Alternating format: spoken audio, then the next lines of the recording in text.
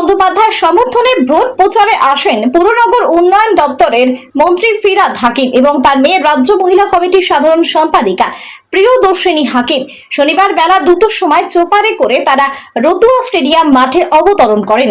সেখানে তাদেরকে পুষ্পস্তবক দিয়ে সংবর্ধনা করেন তৃণমূল প্রার্থী প্রসূন বন্দ্যোপাধ্যায়, জেলা তৃণমূলের চেয়ারম্যান সমর মুখোপাধ্যায়, জেলা পরিষদের শিক্ষা কর্মাধ্যক্ষ ফজলুল হক, ব্লক সভাপতি অজয় সিনহা সহ দলের অন্যান্য নেতা কর্মীরা।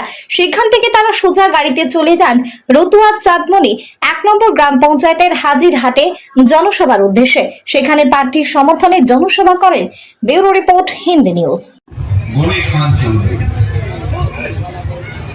গনি খান চৌধুরী সব বক্তৃতায় একটা কথা বলতেন,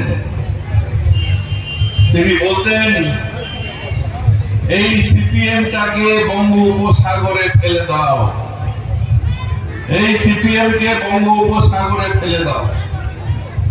আমরা গনি খান চৌধুরীর কাছ থেকে শিখেছিলাম যে সিপিএম এর বিরুদ্ধে লড়াই করা, এবং সেই লড়াইয়ে কলকাতা জীবিত অবস্থায় দেখতে পেলেন না, কিন্তু তার স্বপ্ন সফল করেছেন মমতা বন্দ্যোপাধ্যায়, যে সিপিএম কে সত্যি সত্যি বঙ্গোপসাগরে ফেলে দিয়েছে।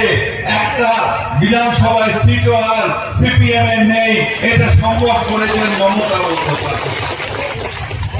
কিন্তু দুঃখ লাগে যখন দেখি সেই বরকতদার কংগ্রেস এখন যার হাতে রয়েছে, সেই মুর্শিদাবাদের ডন অধীর চৌধুরী, দেখি তিনি একা একা লড়তে পারছেন না। বরকতদার যে সিপিএম এর বিরুদ্ধে সারা জীবন লড়াই করেছেন, সেই সিপিএম কে সাথে করে নিয়ে মোহাম্মদ সলিম আর উনি দুজনে সিপিএম এর কাছে হাতুড়ি পড়ে দুজনে জড়াজড়ি করে যাচ্ছেন।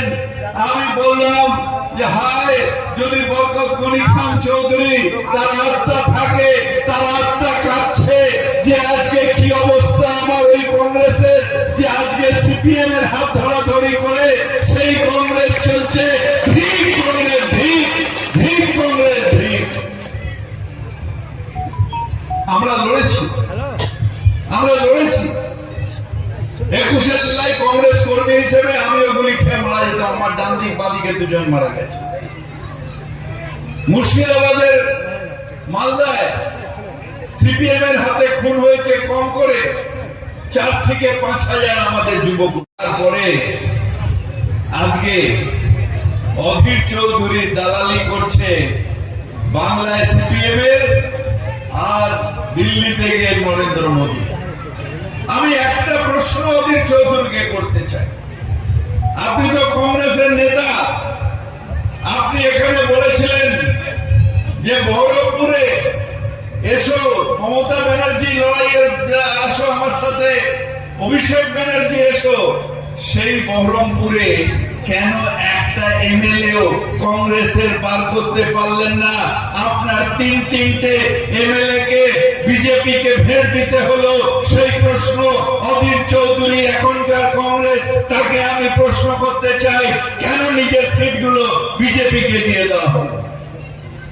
ভেতরে ভেতরে অ্যাডজাস্টমেন্ট ভাই, ভেতরে অ্যাডজাস্টমেন্ট বিজেপির সাথে, আর বাইরে বাইরে বিজেপির বিরুদ্ধে লড়াই।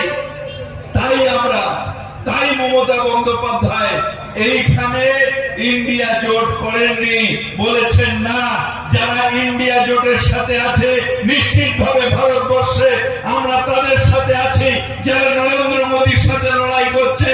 কিন্তু যারা এইখানে তালপাতা